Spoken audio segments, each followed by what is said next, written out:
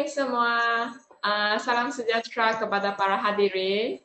Ya, selamat malam dan selamat menyambut Hari Kemerdekaan ke-63.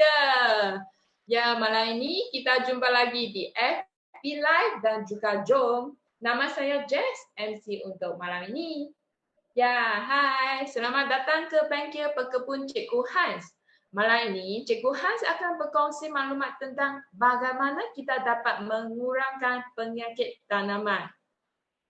Pernahkah berlaku walaupun kita sudah menabur baja, menyiram air ikut jadual, tapi masih ada menghadapi pokok jadi layu, jadi kuning. Kenapa ni ya? Ya, jadi kalau anda ada mempunyai masalah yang sama atau pernahkah kawan-kawan menghadapi masalah macam ini juga? Dengan tidak membacakan masa para hadirin, kita mempersilakan Cikgu Hans.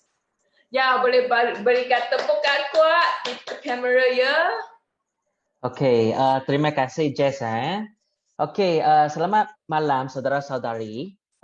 Selamat datang ke Bengkel Pekebun Cikgu Hans. Hari ini, itu hari esok hari cuti kan?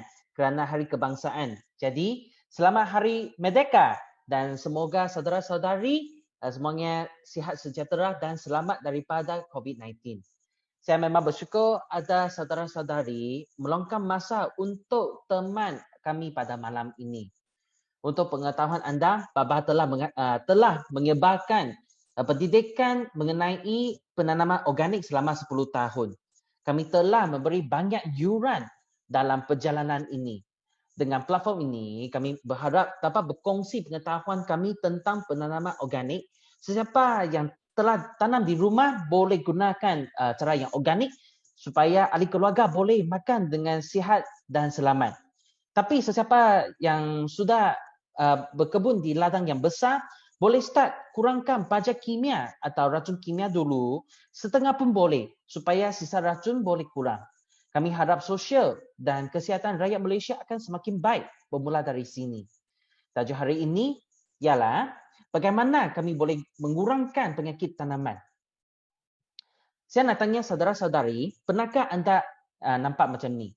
Saya berbuat anda, contohnya macam tomato, cili dan lain-lain, tiba-tiba layu begitu sahaja, macam ni. Atau terdapat bintik atau tompok kuning, coklat pada daun. Atau buah yang dihasilkan kualiti tidak baik, ada tompok atau bintik juga. Ataupun itu buah akan reput secara beransur-ansur. Tengok cili ini, kami panggil corak ini mata ayam. Okay? Atau pokok durian yang batangnya menjadi reput atau ada gadung demar yang wujud pada kelapa sawit. Masalah ini adalah lebih susah daripada masalah serangga perosa kerana biasanya mata tak boleh tengok, tiba-tiba dia wujud begitu sahaja. Tapi kalau kami tak selesaikan secepat mungkin, gejala ini mungkin akan menular dengan cepat dan menjejaskan hasil dan kualiti atau pokok lainnya sihat. Semua inilah penyakit tumbuhan. Untuk penyakit tanaman, bagi dia berlaku ada 3 syaratnya, iaitu tumbuhan, mangsa. Maksudnya kalau itu tumbuhan ini tak wujud, penyakit ini tak wujudlah. Penyakit biasanya akan pilih tumbuhan tertentu atau wujud di tumbuhan tertentu sahaja. Kedua, iaitu mikrob yang patogenik, iaitu mikrob yang menyebabkan penyakit tumbuhan. Mikrob ini juga pilih tumbuhan yang makan tumbuhan ini tapi dia tak makan tumbuhan lain. Ketiga, iaitu persekitaran yang berpadan. Perlu ada suhu atau kelembapan yang betul yang boleh mencetuskan penyakit tersebut. Ketika 3 syarat ini semua perlu ada. Salah satu tak ada, penyakit tumbuhan takkan wujud. Dan konsep ini dijadikan cara-cara untuk mengurangkan penyakit tumbuhan. Marilah kami memahami konsep dari segi tumbuhan dulu. Sekarang memang banyak kebun yang menanam sayur. Mereka secara macam sama jenis saja, secara berkumpulan dan berterusan. Kali ini dia tanam cili, next kali dia tanam cili juga. Kali ini dia tanam perian, next kali dia tanam perian. Kali ini dia tanam terung, next kali tanam terung lagi. Selalu sama jenis saja. Cara penanaman tersebut, dia memang ada risikonya. Akibat daripada sumber makanan yang sama, dia lebih mudah menarik dan membiarkan serangga perosak kerana dia punya bau sangat strong dan dapat menarik serangga perosak. Dan ini juga lebih mudah membiarkan kulat atau kuman yang buruk. Ini menjadikan kerja pencegahan perosak lebih susah lagi. Jadi kalau kami nak mengurangkan penyakit secara organik dari segi tumbuhan, kami boleh buat apa? Kami boleh tanamkan berbagai jenis tanaman pada masa yang sama atau di kebun yang sama. Bukan sama jenis, bukan monocropping, tapi kami nak pelbagai jenis multi-cropping. Contohnya, kami boleh tanam jagung. Kami boleh tanam bayam antara jagung. Tengok gambar ini. Kalau jagung di sini dia kena sakit, dia penyakit akan stop kat sini saja kerana bayam ini dia takkan kena penyakit jagung. Macam ni dia takkan penyakit ini dia takkan menular ke barisan jagung lain. Contoh lain, contohnya cili dan bendi. Penyakit cili akan susah menular ke barisan cili yang lain kerana dia akan stop di barisan bendi kat sini. Macam kuarantin sajalah.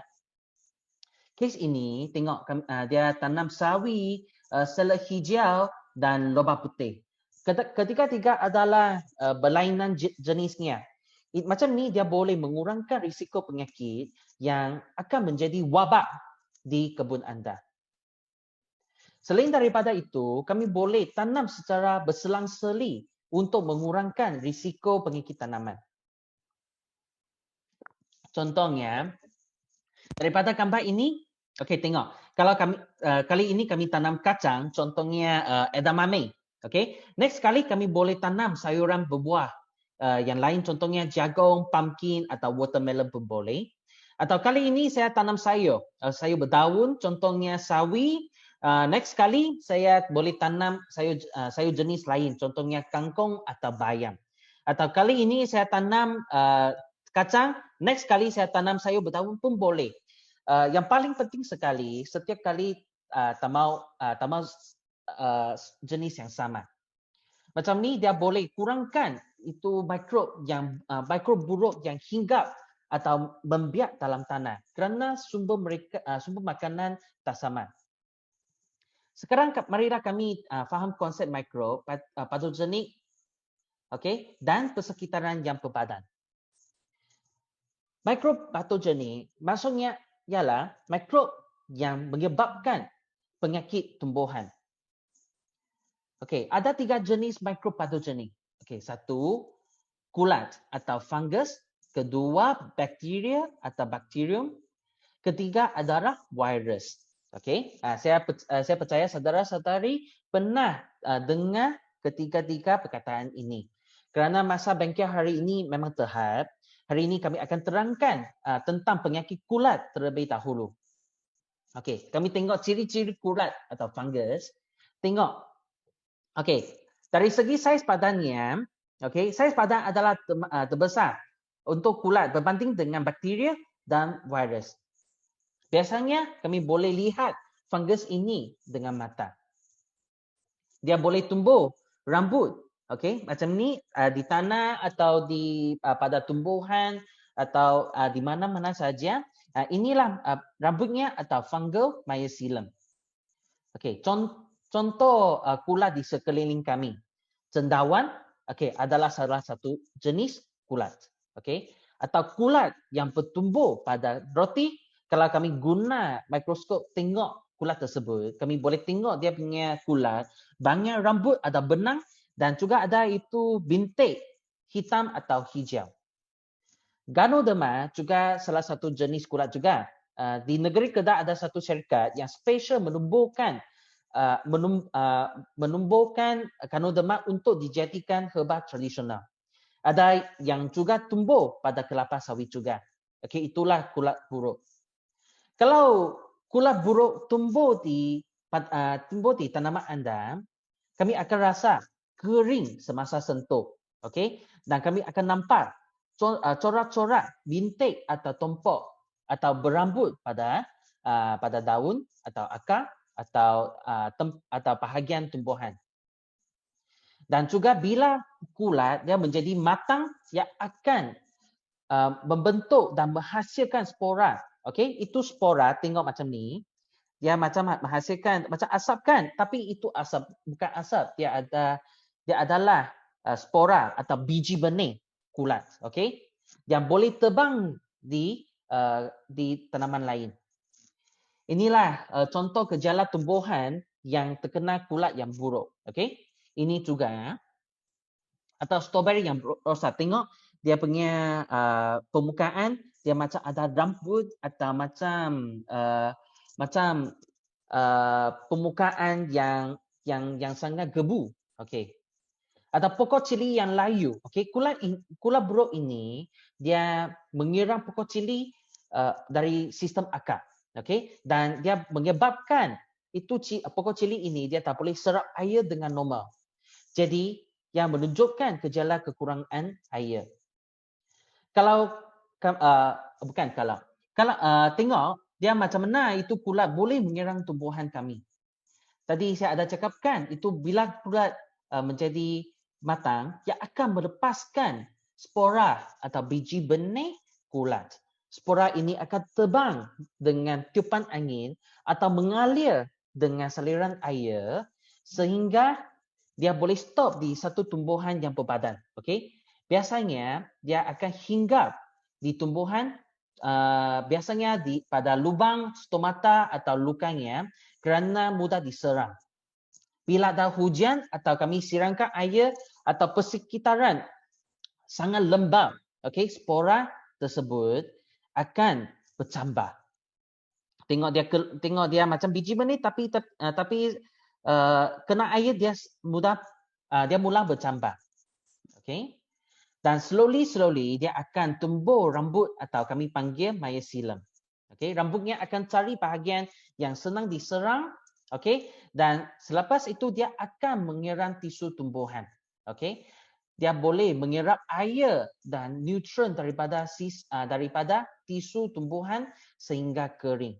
Itulah boleh jelaskan kenapa daun tanaman akan menjadi kering selepas wujud bintik atau tompok kulat buruk tersebut.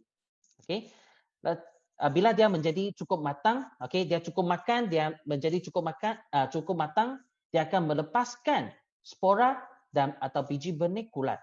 Okey. Inilah complete satu cycle pertumbuhan kulat buruk ini. Jadi, untuk persekitaran yang sering berlakunya serangan kulat, okey, memang kelembapan yang tinggi yang menyebabkan serangan kulat. Okey, tanah, udara atau persekitaran terlampau lembab akan menyebabkan kulat senang berlaku.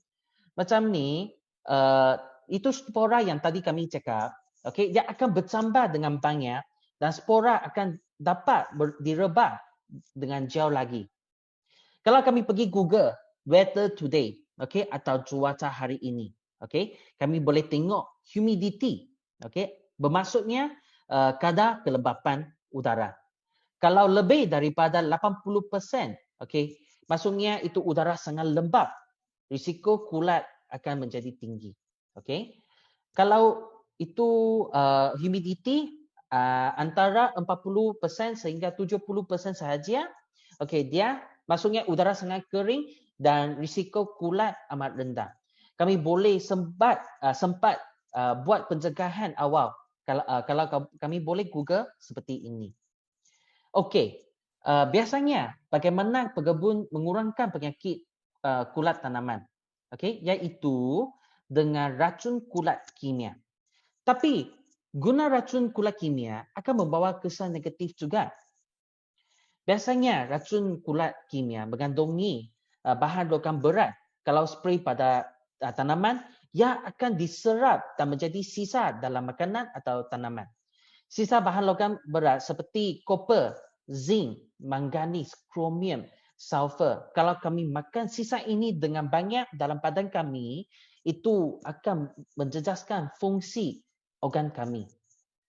Kedua, masalah keduanya, racun kimia akan hilang keberkesanan dari jangka masa panjang. Ini adalah kerana jenis kulat dia boleh berubah dari masa ke masa. Dan mungkin ada yang lebih rintang, rintangan terhadap racun ini. Jadi pekebun akan sangka racun ini tak kesan, tak berkesan, tak kuat lagi. Dia bubur lebih banyak racunkan lagi supaya dia berkesan. Kitaran buruk ini tidak putus macam ini sahaja. Jadi, dari segi persekitaran, macam mana kami boleh mencegah penyakit tanaman? Pertama, kami boleh elakkan tanam terlalu rapat, untuk pengutaraan yang baik. Kalau terlalu rapat, itu sayur tak boleh tumbuh dengan sihat dan persekitaran akan menjadi lembab. Dan kalau itu persekitaran menjadi lembab, penyakit senang berlaku. Kedua, kami boleh gunakan tahi binatang yang dikompos sepenuhnya. Tapi kami harus elakkan gunakan tahi ayam yang mentah. Ini adalah kerana tahi ayam mentah mengandungi banyak kulat yang buruk. Ada kulat yang masih tidak boleh mati walaupun diproses dengan suhu yang tinggi. Kami perlu beri perhatian untuk ini. Ketiga, kami boleh mengempam air dengan gas untuk menambah kandungan oksigen dalam air dan kurangkan kulat buruk. Buat perkara macam ni sebelum siram tanaman. Kerana oksigen yang banyak, dia boleh merangsang akar bertumbuh dengan cepat, dan banyak lagi apabila siram. Air kami boleh letakkan air dalam satu kontainer dan berikan pump. Itu pump boleh guna, itu pump akuarium pun boleh. Kalau tak ada pump, kami boleh gaul air dengan tangan atau batang kayu selama 5 sehingga 10 minit terlebih dahulu sebelum siram pada pokok. Sekarang kami tengok mikrob dari segi mikrob yang patogenik. Macam mana kami boleh kurangkan penyakit tumbuhan dari segi kulat yang buruk? Kami boleh sembuhkan bahan pemulih tumbuhan. Bahan pemulih tumbuhan ini dia mengandungi lebih daripada 200 jenis ekstrak tumbuhan yang semula jadi. Kandungan asidnya boleh menjejaskan struktur sel kulat yang buruk dan merangsang sel tumbuhan yang baru. Kalau kami ada pangkas tanaman, biasanya contohnya macam okra atau terung atau tomato, kami perlu pangkas itu daun yang kering. Semua perlu buat kerja pemangkasan. Kami boleh sembuhkan bahan pemulih tersebut untuk mengelakkan serangan kulat buruk dari luka. Untuk kawasan tanaman yang luas, terdapat pelbagai ubat organik yang dapat membantu mencegah penyakit dengan baik. Ada yang boleh buat sendiri. Kamu boleh laman keywords ini untuk dapatkan informasi tersebut. Contohnya phosphoric acid, botox mixture, lime sulfur, semuanya ini boleh dapat dari pasaran dan buat sendiri untuk meningkatkan daya pertahanan tumbuhan. Kerana masa hari ini terhad, hari ini kami akan menjelaskan fungsi kulat berfaedah, iaitu trichoderma. Tengok sini trichoderma. Kulat berfaedah biasanya wujud dalam alam sekitar. Contohnya trichoderma ini dia wujud dalam warna hijau. Sekarang kami hisap udara ini, itu trichoderma sudah dihisap dalam badan kami. Tapi teknologinya dia sudah boleh advance dan extract kulat berfaedah tersebut. Saya sering describe kepada pekebun yang dibimbing, describe trichoderma ini sebagai vampire atau pontianak. Saya percaya saudara-saudari pernah menonton wayang pontianak kan? Kenapa saya cakap dia sebagai pontianak? Kerana trichoderma dia dapat membunuh kulat buruk dengan menyerap nutrien daripada kulat yang buruk.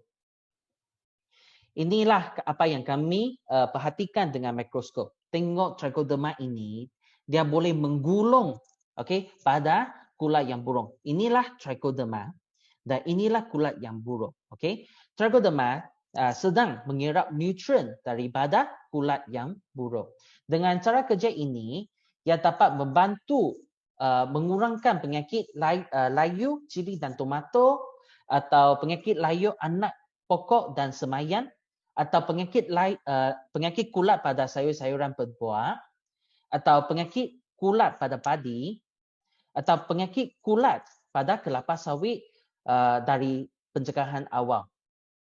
Kalau saudara-saudari boleh beli trichoderma dari pasaran, okey? Sekarang di Shopee atau di Lazada juga boleh dapat trichoderma tersebut, okey? Ingat kebanyakan trichoderma adalah dalam bentuk spora. Itu trichoderma tadi saya cakap dia adalah salah satu kulat kan. Dia perlu biasanya mereka menghasilkan trichoderma dalam bentuk spora. Jadi kami beli trichoderma di pasaran, kami perlu rendangkan dalam air sepanjang 30 minit terlebih dahulu supaya sporanya boleh bercambah dan barulah dia boleh berfungsi. Okey? Dan guna selepas waktu 4. Kerana macam ni lebih baik keberkesanannya. Kerana kulat ini dia memang takut UV, okey, ultraviolet light atau sinaran cahaya matahari. Jadi lebih baik guna pada waktu senja. Jangan campur dengan racun kulat kimia semasa guna. Kerana racun kulat kimia akan bunuhkan kulat trichoderma ini juga. Baba, okey, telah buat sikit inovasi untuk trichoderma tersebut. Okey. Di pasaran biasanya tadi saya cakap itu trichoderma adalah dalam bentuk spora kan. Kami perlu rendahkan dalam air dan bagi dia bercambah. Okey. Dan Baba telah menginovasinya. Okey, spora sudah bercambah dan sudah bertumbuh myceliumnya. Okey, tengok dia sudah tumbuh rambutnya. Jadi macam ni kalau kami spray pada tumbuhan, dia boleh lebih cepat berkesan untuk menggulung kulat yang buruk dan menyerap nutriennya. Okey. Kedua, di pasaran biasanya itu trichoderma tak boleh campur. Okey, atau tak boleh kena racun kulat kimia. Untuk kami membiarkan trichoderma dalam keadaan yang mengandungi racun kulat kimia dan kami pilih spesies itu. Okey. Dengan itu, trichoderma masih boleh berkesan walaupun terkena racun kimia kulat. Okey. Ketiga, di pasaran itu trichoderma tak boleh tahan sinaran cahaya matahari kerana UV light-nya akan bunuhkan trichoderma tersebut. Untuk kami membiarkan trichoderma dalam keadaan yang ada UV light juga dan pilihkan spesies yang boleh tahan dalam UV light ini. Dengan itu, kalau kami spray trichoderma pada waktu yang terang, itu trichoderma masih boleh berkesan. Macam mana kami boleh gunakannya? Kami boleh sembuhkan pada daun atau siram pada pangkal pokok. Contohnya 10 gram punya luking, punya trichoderma, dia campur dengan 20 liter punya air. Kalau itu penyakit nampaknya sangat serius, kami boleh sembuhkan 2 kali seminggu. Kalau nak buat pencegahan atau prevention, kami boleh spray sekali setiap 10 atau 14 hari. Kami juga boleh gunakan semasa penyedaan tanah. 1 gram punya trichoderma boleh campur dengan 40 kilogram punya kompos atau tahi ayam dan letakkan dalam tanah dan gaul dengan tanah, sebelum tanah. Ketiga, kalau kami nak pencegahan awal dari tempoh semaian. Saya tahu itu ada kawan mereka buat seedling, buat semaian dari awal. Kami boleh campurkan 10 gram punya trichoderma dengan 2 sehingga 4 liter punya tanah semaian atau peat moss. Barulah kami buat seedling. Sini ada beberapa case penggunaannya. Contohnya itu trichoderma ini dia telah digunakan di kebun hidroponik. Sebelum ini dia punya akar sangat mudah reput. Kerana akarnya selalu berendam di dalam air. akannya menjadi coklat, okey, dan lama-lama menjadi rebut. Selepas itu tengok dia akan dia letakkan trichoderma dalam air dan akannya menjadi putih dan banyak akar yang baru dia boleh tumbuh. Kini seluruh kebun hidroponik ini dia gunakan trichoderma dan tengok sayur-sayuran ini dia boleh tumbuh dengan cantik. Okey. Dan kes ini dia gunakan pada cili. Okey, gunakan trichoderma pada cili. Tengok inilah anak pokok cili. Tengok banyak kan? Okey, dia gaul itu tanah semayan dengan trichoderma, okey, dan buat semayan untuk cili, anak pokok cili. Tengok dia itu trichoderma, dia boleh bantu kurangkan rebut padang cili. Okey, dia boleh hasilkan cili yang baik. Untuk kes ketiga, kes kebun ini dia menghadapi masalah akar okra, dia tak boleh tumbuh daun yang baru dan dia tak boleh hasil begitu lama. Sekarang akannya sihat, okey, dan boleh hasilkan dengan lebih lama lagi. Okey.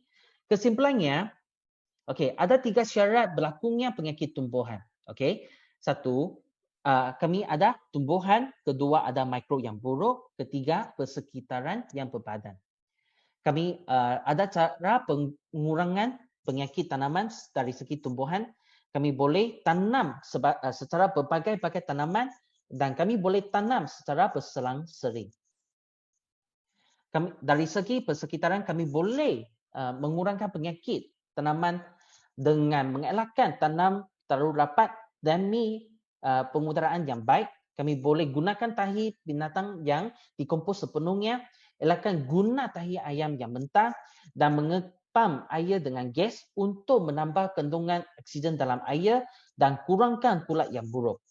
Okey, dari segi mikro yang buruk kami boleh spray bahan pemulih tumbuhan atau organic plant acid, okey, atau mikro yang berfaedah, okey, contohnya trichoderma yang tadi saya cakapnya sebagai pontianak. Okey, kalau saudara-saudari memang minat tentang produk ini, di mana boleh beli? Okey, sinilah tempat-tempat yang anda boleh cari. Okey, sekarang saya paskan itu masa kepada itu MC kami, Jess. Okey, terima kasih.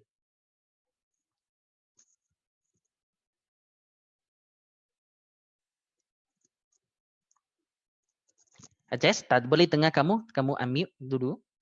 Okey, dapat dengar tak? Ya. Okey, terima kasih yang tidak terhingga diucapkan kepada Cikgu Hans atas kesediaan memberikan perkongsian ilmu pada malam ini. Ya, jadi kalau para hadirin, kalau ada apa-apa masalah yang bertentang dengan keadaan pokok yang tadi Cikgu Hans ada tunjukkan banyak jenis pokok gejala yang berlaku tentang pokok-pokok kan? Ya, sekarang dah boleh hantarkan soalan-soalan ke Zoom ataupun letakkan itu dekat Facebook komen. Ya, dengan sini kita boleh, tadi Cikgu Hans ada bagi tahu kelembapan adalah reason yang paling major yang menyebabkan ini problem pula lah. Tapi ikut kalau kelembapan di Malaysia, adakah memang sepanjang tahun adalah lembap dan itu suasana adalah sesuai untuk pula selalu membiak dan menjejaskan kita punya tanaman? Okey, untuk soalan ini, okey, saya boleh berkongsi ya. Okey, semasa saya menjadi pekebun di Taiwan. Okey, tanaman di situ memang tak mudah kena penyakit kerana dia punya udara sangat kering. Kadar kelembapan sangat rendah. Antara 40% sehingga 70% sahaja. Okey, dan mereka ada 4 musim. Okey, jadi penyakit memang tak mudah kena di sana. Tapi di Malaysia memang sepanjang tahun kelembapan Malaysia adalah sangat tinggi, antara 80% sehingga 95%.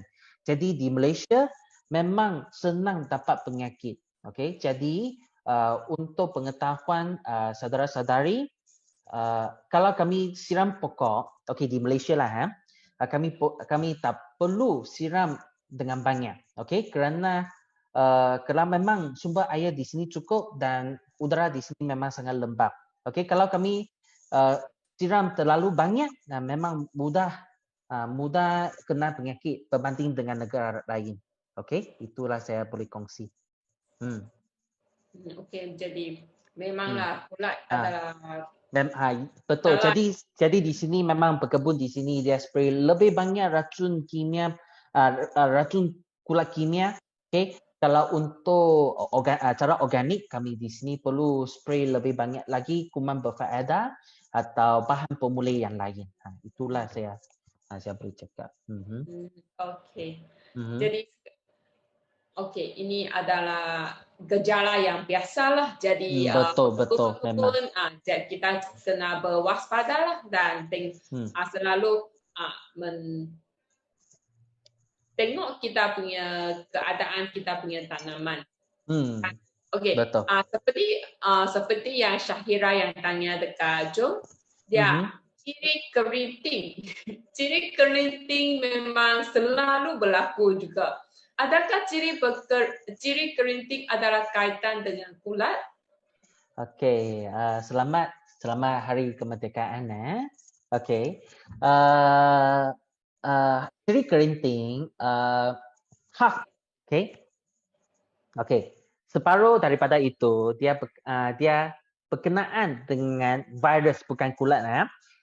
Tadi kami ada cakap ada 3 jenis mikrob kan yang menyebabkan penyakit tumbuhan. Okey, ada kulat, ada bakteria dan virus. Okey, ciri kerinting separuh daripada itu adalah berbunca daripada virus. Okey, dan separuh daripada itu adalah berbunca daripada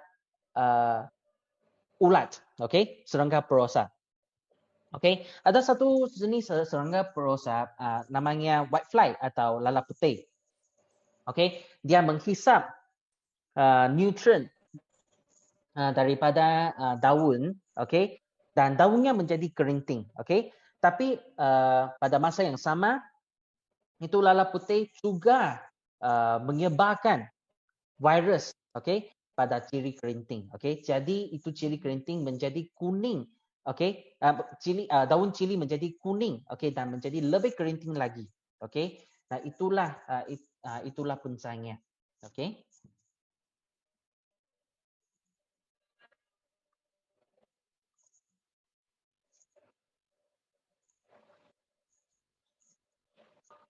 Hello. Ya,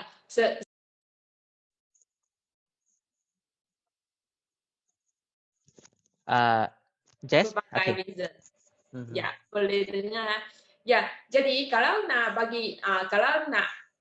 tahu yang lebih tepat punya reason, anda boleh tangkap gambar keadaan pokok sekarang. Bukan sekarang lah, sebab sekarang sudah gelap kan, sebab dekat Facebook sana ada kawan yang bagi tahu, sekarang sudah gelap lah, tak dapat tangkap gambar.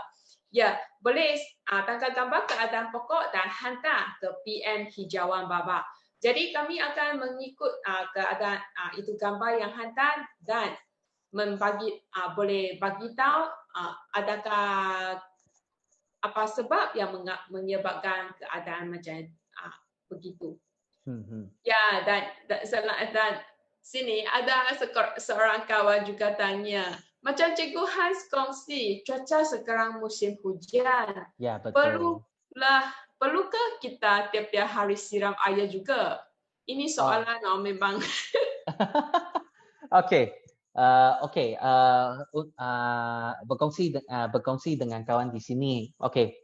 Memang sekarang musim hujan, ya, musim hujan. Okey. Kalau kami nak siramkan air, okey. Sebelum siram air kami perlu test kelembapan tanah dulu. Okey. Macam mana kami boleh test? Okey. Kami gunakan jari telunjuk. Okey. Dan cucuk dalam tanah. Okey, dan ambil keluar lagi. Okey, kamu rasa tengok kalau ada banyak tanah yang tersekat pada jari telunjuk. Okay, stick on your finger. Okay, apa maksudnya? Tanah anda memang sangat lembab. Okay, macam ni tak perlu siram air lagi. Okay, tak perlu tiap-tiap hari siram air. Okay, kalau ambil keluar, okay, macam sangat sikit tanah yang terlekat pada jari anda. Okay, tak perlu. Kami perlu siram air pada masa ini.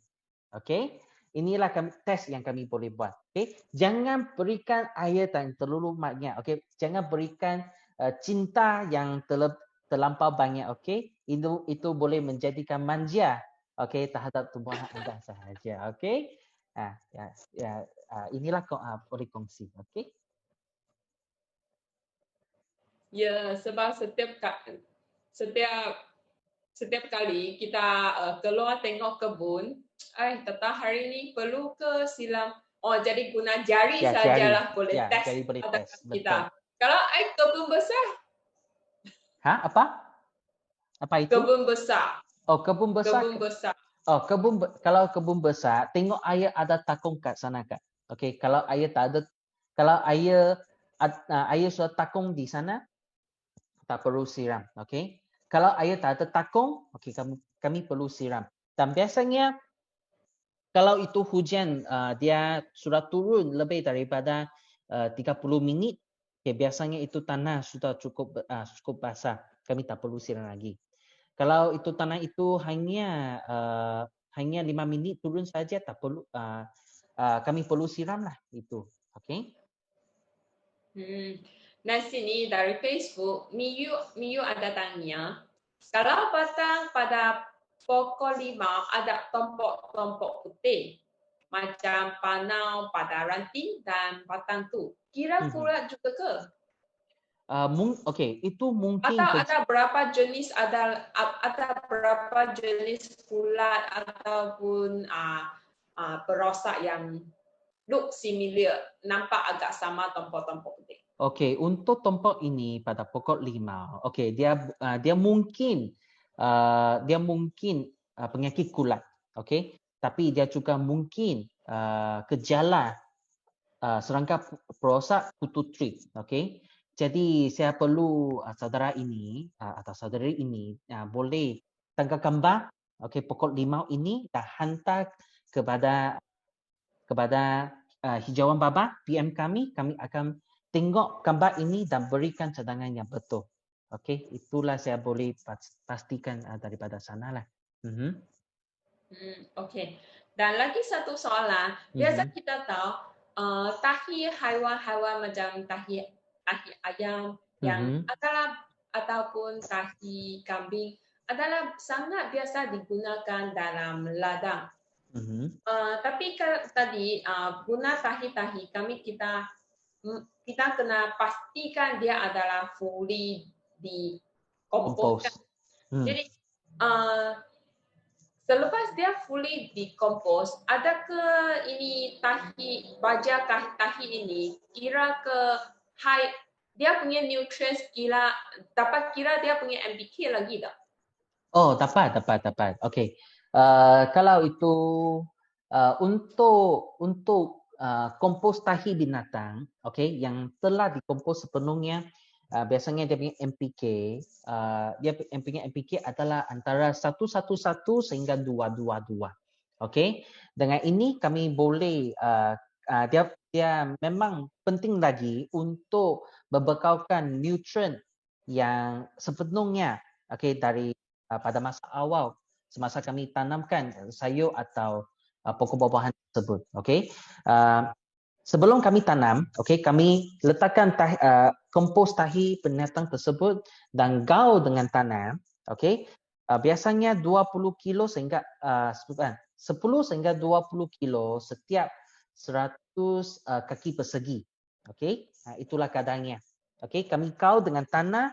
Okey, selepas 1 atau 2 hari kami baru tanamkan biji benih atau transplant the seedling. Okey, dan itulah kompos tahi binatang dia akan membekalkan nutrien. Tapi yang perlu diberi perhatian itu kompos perlu komposkan dengan sepenuhnya supaya kulat yang buruk dia takkan mengancam tanaman anda. Okey, itulah nasihat saya lah. Oh, jadi selepas letak ini kompos, memang dan selepas itu kita perlu tambahkan baja lagi ke? Depends, tapi biasanya tak perlu. Okey. Tadi saya mention itu kadar 10 sehingga 20 kilo setiap 100 kaki persegi kan. Okey, kami bekal dengan tangan. Okey, tak perlu lagi letak baja lain. Okey. Okey. Sepanjang penanaman Oh kita bukan, tidak perlu oh tambah. bukan. Okey, itu permulaan saja. Okey, selepas 1 minggu, okey, kami perlu memberikan nutrien yang ekstra lagi untuk boost tumbuhan itu. Okey, contohnya kalau untuk sayur yang berdaun, kami nak boost dia punya daun kan, kami perlu letakkan baja organik, okey, baja organik, biji organik lah, baja organik yang kandungannya nitrogen yang tinggi. Okey. Kalau untuk sayuran yang berbuah, okey, bila dia sudah bunga, okey, kami letakkan okey baja yang kandungannya potasium yang tinggi. Okey, NPK, dia punya K yang tinggi. Okey, untuk merangsang pembungaannya. Okeylah, itulah cara menyembur baja lah macam itu. Oh, jadi dari gambar-gambar tadi Cikgu Hans yang sharekan, saya ada nampak kalau dia terkena serangan kulat, dia punya daun akan nampak kuning juga. Ya, Macam betul. mana kita boleh bedakan itu daun kuning disebabkan kulat ataupun disebabkan kekurangan baja nitrogen? Oh, okey. Biasanya ini memang susahnya. Saya juga nak belajar banyak tahun barulah saya tahu macam mana biasakan. Okey. Jadi saya berkongsi sikit di sini. Okey, tapi kalau nak maklumat yang selanjutnya, okey, kalau nak kami memang biasakan betul-betul gejala ini adalah kerana kekurangan nutrien atau penyakit, okey, tolong PM kita lah. Okey, PM kami di Hijauan Baba. Okey, kalau tumbuhan ini dia kekurangan nutrien, okey, dia ada gejala, dia daun kuning dari daun tua, daun yang tertua dahulu. Okey, daun tertua maksudnya itu daun yang terbawah sekali akan menunjukkan gejala kuning terlebih dahulu. Okey, itulah biasanya gejala kekurangan nutrien. Okey. Tapi kalau untuk penyakit daun atau penyakit tumbuhan, dia bermula gejala ini dari mungkin dari daun yang baru, okey, daun yang muda atau daun yang tua atau kedua-dua pun ada. Okey. Itulah saya boleh beritahu macam mana boleh bezakan lah. Okey. Dan biasanya itu penyakit akan ada itu tompok, okey, atau kelompok atau bintik, okey. Kami boleh sentuh dengan jari, okey. Kalau nampaknya macam ada bulu, okey, atau dia rasanya kering, okey, itulah gejala penyakit tumbuhan juga. Oh, memang banyak perkara yang perlu Ya betul. belajar lagi. Ya. Jadi di sini Mahafiza ada tanya, saya tanam sayur pakcoy tapi saya tidak membesar. Saya tanam di rumah sahaja. Jadi Mahafiza, sebab kalau saya tidak boleh membesar, memang disebabkan banyak punca. Jadi, you boleh, Mahafiza, boleh hantarkan gambar kepada Hijauan Baba. Jadi, sana akan ada rakan-rakan sekerja kami akan mencarikan punca bersama-sama kamu. Dan juga sama juga. Ini saya boleh kongsi ya. Biasanya itu pakcoy dia sayur tak boleh besar. Ada beberapa punca. Okey. Mungkin tanah terlalu basah mungkin pot terlalu kecil, mungkin itu tanah tak cukup, okey, mungkin tak cukup tanah matahari, mungkin itu biji dia tak tanam dengan dalam. Okey, ada banyak punca. Okey, jadi kenapa itu MC Jess panggil saudara boleh hantar gambar kepada kami, barulah boleh kena pasti apa pun.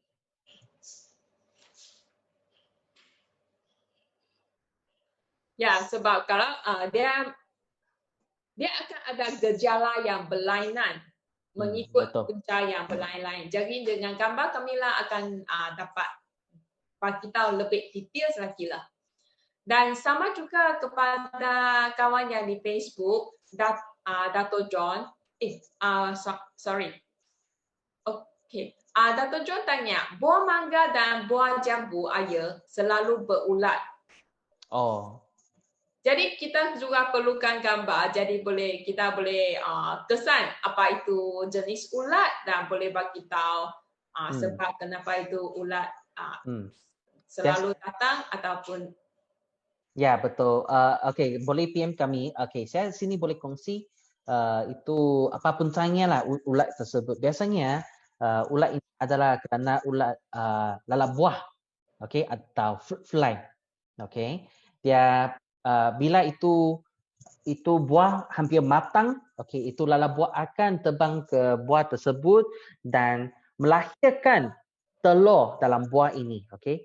Bila itu telur dia hatch keluar. Okey, dia akan makan kandungannya. Okey. Jadi untuk mengurangkan lalat buah tersebut kami perlu gunakan itu bahan penarik lalat buah. Okey, fruit fly lure. Okey. Ini fruit fly lure dia boleh dapat dari Lazada atau Shopee, sekarang memang banyak tempat dapat, okey. Tapi perlu beri perhatian, okey, bahan tersebut tak boleh spray terus pada buah tersebut, okey, kerana ini akan menarik lebih banyak lalat buah lagi atau ini memang sangat berbisa, sangat beracun, kami tak boleh makan. Okey, jadi kami perlu gunakan satu botol, okey, dan letak beberapa titik, okey, titik fruit fly lure ini, ubat ini dan menarik, okey, menarik lalat buah terbang ke dalam botol tersebut untuk merangkap. Untuk menangkapnya. Itulah cadangan kami. Okey. Biasa kalau diserang fruit flies, itu buah akan nampak ada bintik hitam dan selepas berapa hari itu buah akan berbau busuk kan? Ya, betul. Saya rasa Jesly pernah kenakan. Ya, jadi Dato' John you boleh tengok keadaan buah ataupun boleh tangkap gambar dan PM kepada hijau bawah. Dan sini ada ada Uwi dari Facebook juga. Apa yang menyebabkan bunga pokok buah betik saya sering jatuh? Oh, okey. Okey, ini memang question yang baik, okey. Kerana ini adalah salah satu penyakit, okey, yang berpunca daripada kekurangan nutrien. Okey. Okey, ini penyakit kami panggil penyakit jatuh bunga atau penyakit jatuh buah. Okey, akibat daripada kekurangan kalsium. Okey, kalsium. Kami tahu itu kami makan kalsium untuk kekuatan tulang kan? Betul. Okey, memang itu tumbuhan juga perlukan kalsium. Itu tumbuhan perlukan kalsium untuk buat itu batang menjadi lebih tegang atau buatkan itu anak buah kecil dia boleh stay kat sana dan dia tak jatuh. Okey. Jadi kalsium macam mana kami boleh bekalkan kepada tumbuhan? Kami boleh sering kali kami kongsi dengan saudara-saudari, kami boleh buat baja liquid kalsium magnesium sendiri, okey, 100 gram punya dolomite campur dengan 100 ml punya cuka kayu, campur sama sekali dan berendam satu malam Selepas itu kami ambil 5 sehingga 10 ml campur dengan 3 liter punya air. Okey, dan spray pada pokok. Okey, itu boleh bekalkan kalsium pada tumbuhan. Okey, nah itulah saya boleh cadangkan. Okey, kalau nak maklumat yang selanjutnya, boleh PM kami akan hantarkan tips ini kepada saudara-saudari. Okey. Ya, mungkin para hadirin, anda akan dengar, kenapa Cikgu Hans dalam Q&A jawapannya nampak lagi keliru ke saya macam mana I nak buat I punya gardening, sebab soalan-soalan yang tadi para hadirin yang tanya adalah setiap soalan kami perlukan agak 30 minit sampai 45 minit untuk menjelaskan dia punya punca dan dia punya lagi details punya informasi. Tapi jangan kawan-kawan jangan risau dan di seterusnya kami akan mengadakan lebih banyak topik online kelas yang spesifik tentang macam mana menaruh baja, macam mana kita boleh mengelakkan ulat-ulat ini. Jadi hari ini kami apa yang telah Hans sharekan adalah bertentang dengan kulat. Ya, dan kulat nampaknya macam para hadirin masih belum ya, jadi sebab dia keadaan kulat, dia sometimes dia look similar dengan serangan perosak ataupun serangan ataupun kekurangan nutrients. Jadi dia bagi masalah kulat memang susah sikit untuk dikesan, tapi memang selalu berlaku di kebun-kebun Malaysia. Jadi para hadirin hari ini kamu boleh muat turunkan itu PowerPoint, dan kalau ada keadaan similar yang berlaku di kebun-kebun anda, kalau anda tak pasti, anytime boleh angkat gambar dan hantar ke hijauan babak. Kita boleh kongsi lagi banyak informasi lagi.